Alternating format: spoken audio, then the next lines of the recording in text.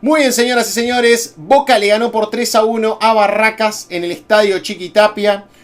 Un reducto de espacios reducidos, un partido que contó con mucha fricción, con mucho roce, con mucho juego sucio por momentos por parte del equipo local y que por momentos parecía que a Boca le iba a costar, más que nada porque intentaron sacarlo de partido, más que nada porque, no sé si vieron el partido, por momentos parecía que Boca la alargaba más por miedo a que le peguen que por el hecho de hacer el pase en sí mismo, pero terminó sacando adelante un partido completamente difícil. Arrancó ganando el local, el Guapo, por 1-0 con el gol de Rodrigo Insúa, un golazo, pero que tiene cierta responsabilidad por parte del arquero. Ya en mi cuenta de TikTok lo adelanté.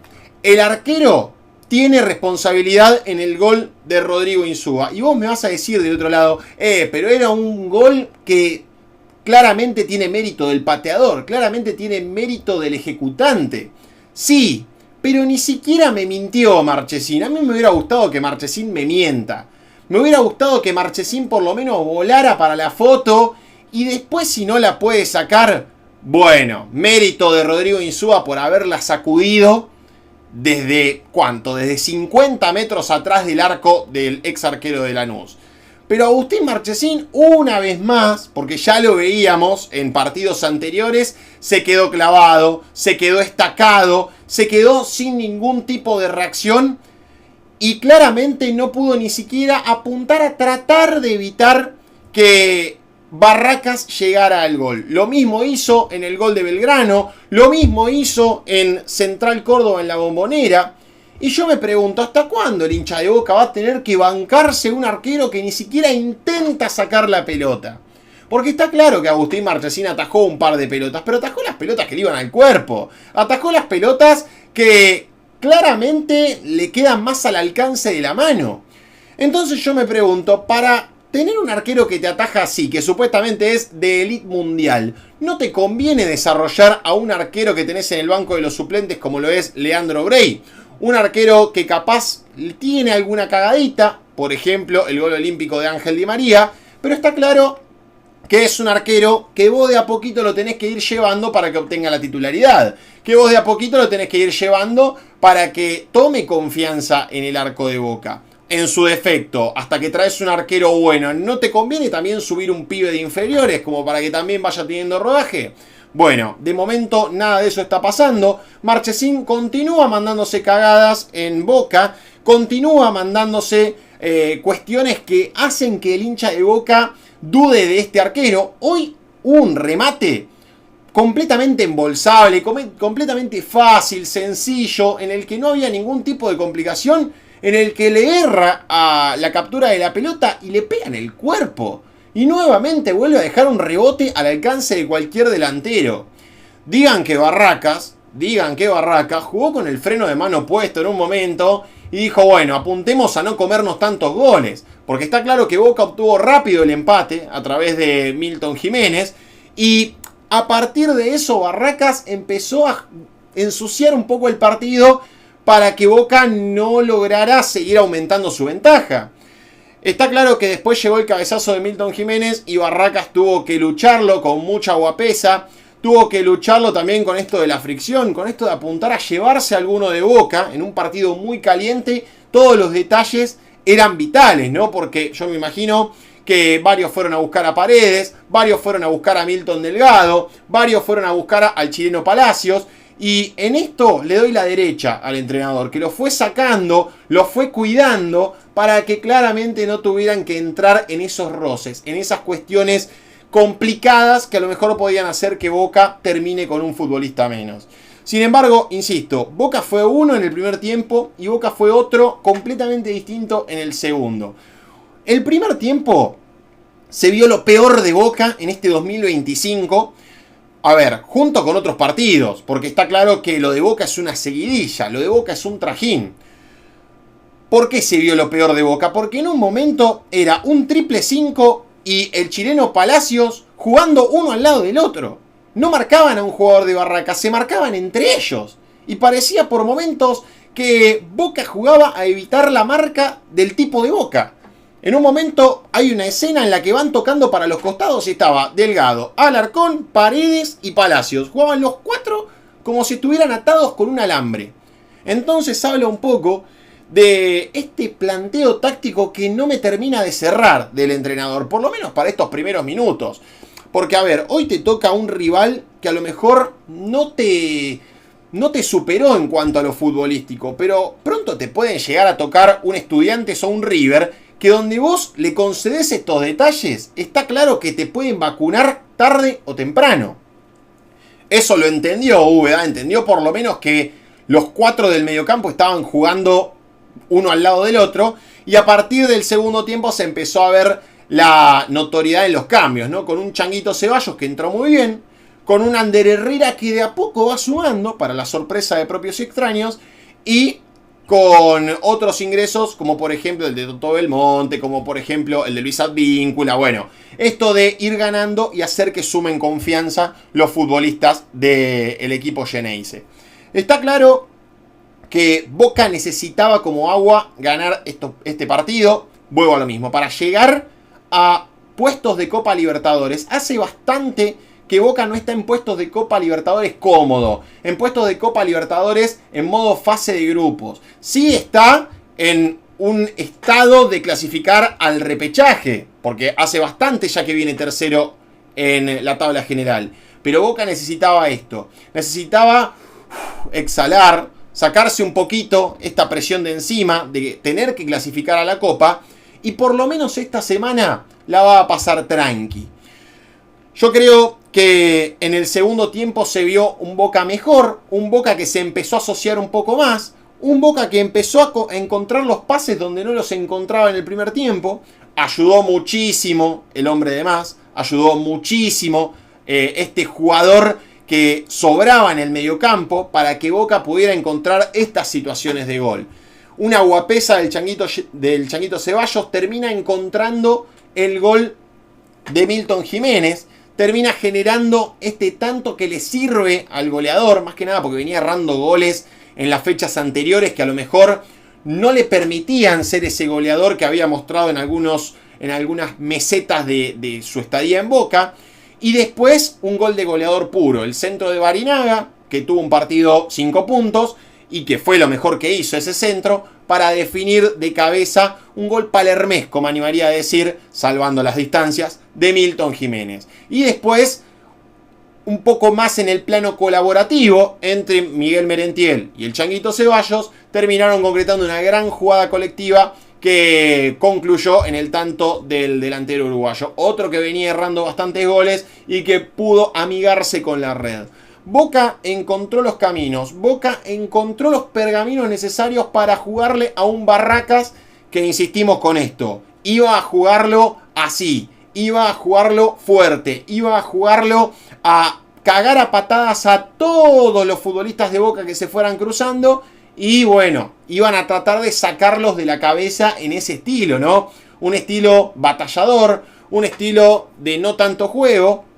Y es por eso que el comentarista, que La Torre dice, che, está claro que Barracas entró acelerado, entró descocado y por eso termina perdiendo el partido. Y porque entró a querer sacarlo del juego de una Boca. Entró a querer ensuciar, embarrar el partido y que Boca se sintiera incómodo. Pero claro, donde Boca empezó a encontrar pases, donde Boca empezó a asociarse, donde se juntaron los mediocampistas y dejaron de marcarse entre sí, está claro que Boca pudo encontrar los goles, Boca pudo encontrar las situaciones de gol e incluso no lo terminó ganando por más porque apareció el arquero Marcos Ledesma. Un arquero que salvó un par de pelotas interesantes, le ataja un tiro a Paredes, por ejemplo, ahora haciendo memoria rápido, pero se come el gol de Milton Jiménez. Pasa por abajo de la mano, una reacción muy cansina, una reacción de un arquero que no estaba activo con los pies. Se nota una falta de fuerza de piernas a la hora de tirarse y es por eso que termina recibiendo el gol de Milton Jiménez, el gol de cabeza de Milton Jiménez. Después Barracas, con vergüenza deportiva, más con guapesa que otra cosa, intentó llegar al arco de Agustín Marchesín.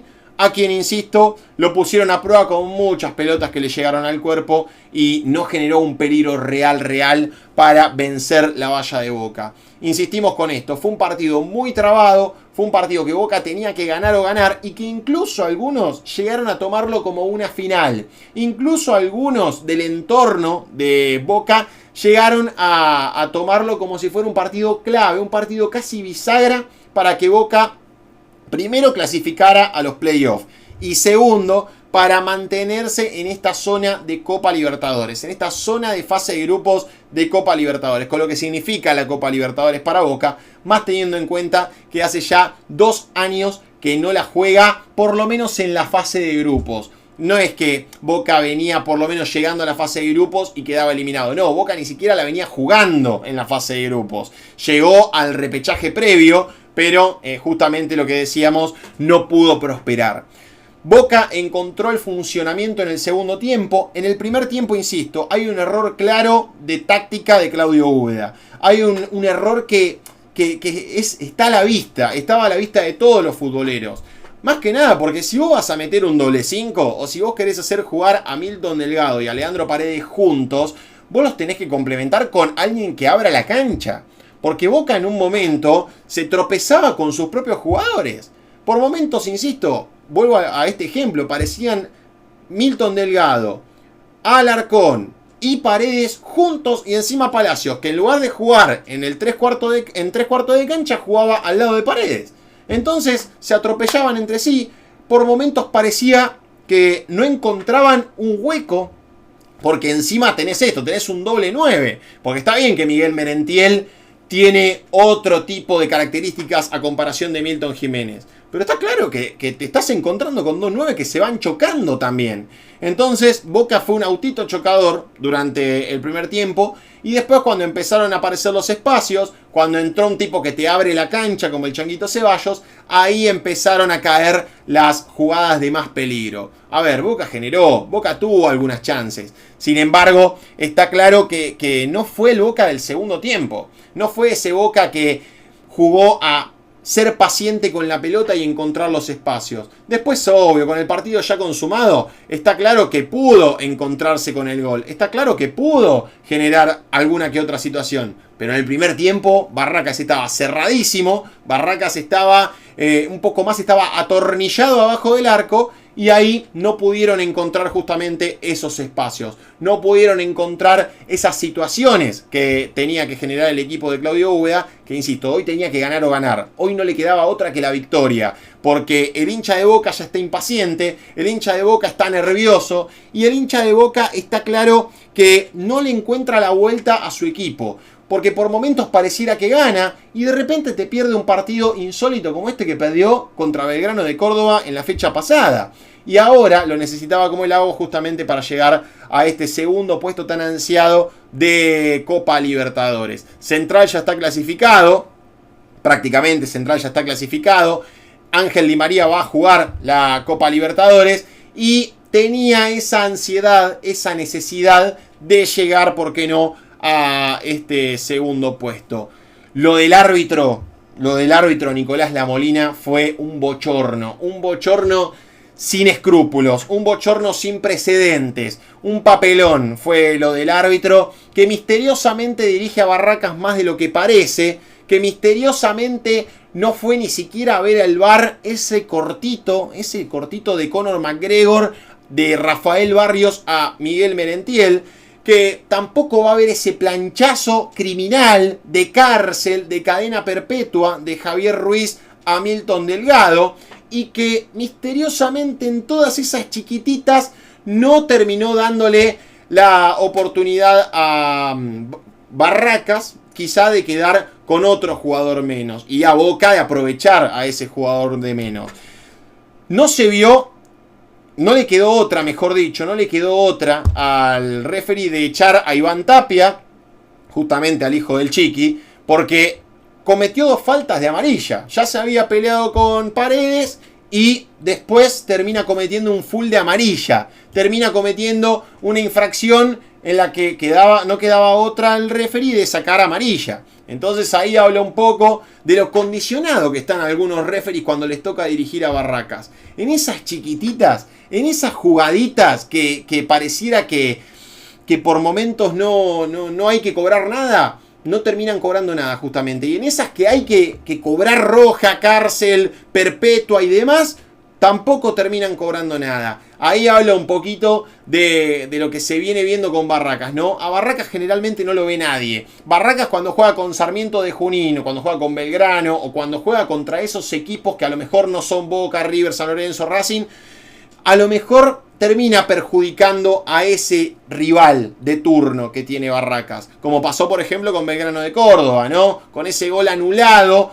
a González Metili, creo que fue, por esa faltita contra justamente el marcador central de Barracas, ¿no? Habla un poco de lo que se viene viendo de Barracas en este campeonato. Un Barracas que es beneficiado, por más que quieran decir que no, es beneficiado por los referees que están designados, porque hay algunos que acatan las órdenes, o sea, es una sospecha todo esto. Hay algunos que siguen alguna que otra orden, pero, insisto, hay faltitas que no se cobran, hay infracciones fuertes que no se terminan cobrando tampoco, o que se cobran pero son amarillas nada más. Por ejemplo, ¿vieron lo de Rodrigo Insúa? Esa patada sin pelota que le pega a Herrera. ¿Vieron lo de Ruiz que también le pegó sin pelota a Milton Delgado? ¿Hasta cuándo? ¿Hasta cuándo vamos a seguir bancando esta situación? Yo no digo qué cara nos salió la Copa del Mundo, porque la verdad que estoy feliz de haber sido campeón del mundo, pero está claro que si esta situación con la selección argentina la van a utilizar para justamente tener algún beneficio con Barracas Central, creo que vamos por el camino equivocado. Creo que vamos por un camino que no está para nada bueno y que obviamente a la larga va a terminar perjudicando a los hinchas del fútbol argentino, que ya empiezan a mirar de reojo a algunos árbitros y por supuesto también a este Barracas Central, que vuelvo a lo mismo. Las faltitas, esas faltitas sin pelota, esas piñas descalificadoras contra los rivales, no se ven. O se ven, pero son simplemente una amonestación y ni siquiera van a revisarla al VAR. Porque si vos me decís, che, la voy a revisar al VAR y considero que no es una acción suficientemente fuerte para la amarilla, y bueno, te puedo llegar a entender. Por lo menos después al día siguiente tenés los diálogos del VAR. Pero bueno, ni siquiera ir a verla a la Molina, ni siquiera ver qué pasó con Merentiel, al que le pegaron una trompada, ni siquiera ver qué pasó con Milton Delgado, al que le metieron un planchazo en el gemelo. Bueno, me parece un poco extraño. Barracas se cerró mucho, después entró el Toro Morales. Justamente pensaba en el caso del Toro Morales, un jugador ampliamente recuperable, un jugador que cuando vuelva a Boca tiene que ser tenido en cuenta. Un jugador con muy buen slalom, un jugador que a pesar de estar jugando de 9, tranquilamente puede jugar como extremo. Un jugador que puede volver a Boca y ser un buen recambio, ser un buen futbolista para tener en el banco de los suplentes. Y mejor que Hanson claramente va a ser el Toro Morales. Obviamente creo que Claudio Úbeda o el técnico que esté podría tranquilamente tenerlo en cuenta. Señoras y señores, gracias por estar del otro lado. Los invito a suscribirse, a tirar un me gusta, un comentario y demás. Nos estaremos encontrando en un próximo video. Ganó Boca y tiene 6 puntos. Si vamos a tomarlo como que es de 6 puntos, vamos a copiar a Dieguito Yulkowski, el colega que indicó que Boca había ganado un partido de 6 puntos. Bueno, también lo parafraseamos en este video. Boca ganó un partido vital para quedar segundo en la Copa, en la clasificación a la Copa Libertadores, por detrás de Rosario Central. Y respira, por lo menos respira esta semana. Ahora con Estudiantes en la Bombonera no. Contra Estudiantes en La Plata el domingo a las 4 va a tener otra final. Contra un equipo capaz de mucho más peso que Barracas. Y un equipo que le va a jugar de igual a igual. Un equipo que va a apuntar a ganarle porque también está en la lucha por seguir en las copas internacionales. Veremos qué ocurre el próximo domingo sin Paredes. Así que ojo a este dato, sin Paredes. Y con un equipo que seguramente intentará jugarle de igual a este conjunto de Claudio Úbeda. Nos vemos la próxima. Se suscriben, comentario, like, todo lo que ya saben. Será hasta la próxima. Nos vemos. Chau, chau.